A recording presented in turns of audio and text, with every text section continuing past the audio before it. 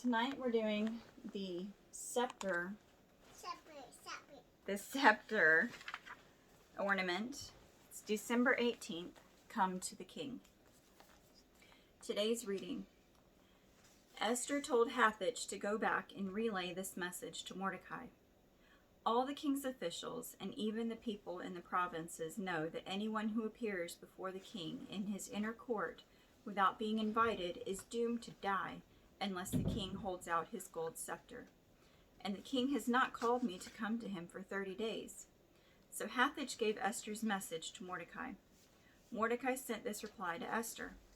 Don't think for a moment that because you're in the palace you will escape when all other Jews are killed. If you keep quiet at a time like this, deliverance and relief for the Jews will rise from some other place, but you and your relatives will die. Who knows if perhaps you were made for such a time as this? Then Esther sent this reply to Mordecai. Go and gather all the Jews of Susa and fast for me. Do not eat or drink for 3 days, night or day. My maids and I will do the same. And then, though it is against the law, I will go and see the king. If I must die, I must die. So Mordecai went away and did everything Esther had ordered him. Esther 4:10-17. Toby, shh. Shh. Sometimes you see them huddling under the bridge on the west side.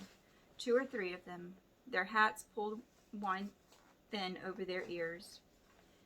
They look like hungry prayers, their bare hands held out over the flame, licking off the sides of an old oil barrel. So much for chestnuts roasting over the open fire. This is about the open fire warming the tips of your numbed fingers, distracting you from the cold icing down the nape of your neck. How does Advent come and kindle in the guy living out of the cardboard box behind the busy mall in mid-December? In the woman slapped around in the flat over the bar serving up Christmas parties? In the pregnant runaway down at the bus station who's watching everybody head home and doesn't know where the next meal will come from, the next kind word, or the next clean bed? Mordecai. He was in sackcloth outside the palace gate. He sent word to his niece, chosen queen of the king, to never forget the plight of those collected on the other side of the gate. Don't think for a moment that because you're in this palace, you will escape when all other Jews are killed. If you keep quiet at a time like this, deliverance and relief for the Jews will rise from some other place, but you and your relatives will die. It comes like a whisper from those outside the gate. You've got to use this life you've been given to give others life. Toby, sit still.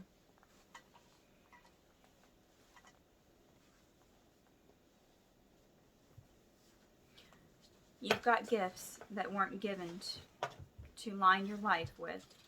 They were given to be a lifeline to others, or you lose your life. It comes like an echo from God. If your gifts don't give relief, you don't get real life. What does it profit a man to gain the whole world but lose his soul? Shh. It comes as a message for Advent, the Mordecai message for such a time as now. You've got to use your position inside the gate for those outside the gate, or you're in the position of losing everything. If you have any food in your fridge, any clothes in your closet, any small roof, rented or owned, over your head, you are richer than 75% of the world. We are the ones living inside the gates. If you have anything saved in the bank, any bills in your wallet, or spare change in a jar, you are one of the top 8% wealthiest people in the world. We are the ones living inside the gate. If you can read these words right now, you have a gift 3 billion people right now don't have.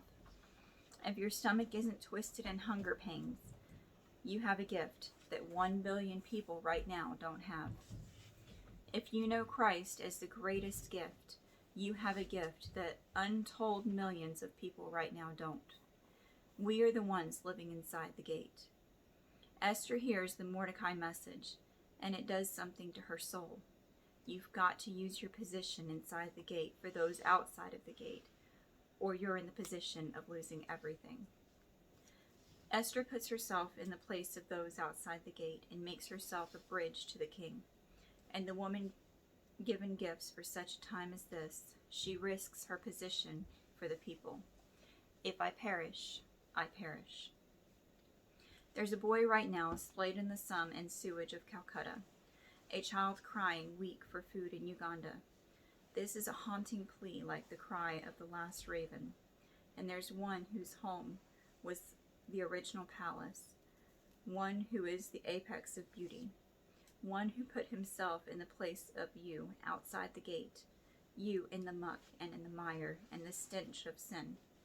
There is one who came to a barn and made himself a bridge back to the king by laying down his back on the bark of that tree. He looked at you, desperate on the outside of the gates, and his love was instant. He didn't ponder, if I perish, I perish. He promised, so I perish, I perish. This is the love story that has been coming for you since the beginning. That babe in the manger, he is the Prince of the cross who saves you with his life. So your identity is no longer wrapped up in being one of the rich ones inside the gate. Your identity is wrapped up in being one of the rich ones inside of him. When you unwrap your worth in the gift of Christ, you release your grip on all of the other gifts. You are loved and carried and secured. And what else do you need when you have him? You are free to lavishly give away your gifts when all your value, worth, joy, and riches are in the greatest gifts. Why, writes George Mueller, who anyone inside the gate should seek to be rich and great and honored in the world where his Lord was poor and mean and despised. You can see it during Advent, over the west side, over the slum, over the back fence, the way someone reaches out a hand and someone weak grabs hold. And all that gate gives way to God for such a time as this. Unwrapping more of his love in the world. God made you for such a time as this. Find one person you can help today in time of need. The quote for today is by C.S. Lewis and says, "Enemy-occupied territory. That is what this world is. Christianity is the story of how the rightful king has landed and is calling us all to take part in the great campaign of sabotage." A moment for reflection questions. What specific gifts has God given you? As you look at those outside the gate, who do you feel especially drawn to help? How might you use some of your gifts to help others for such a time as this? Okay, Janae, do you want to come put the ornament on? Yes, ma'am. We're running out of branches on our tree. Thank Mommy, you. that's... You'll get to do the next one, okay? All right, so that's all for today, and we'll see you tomorrow. As always, keep your focus on Jesus. Bye.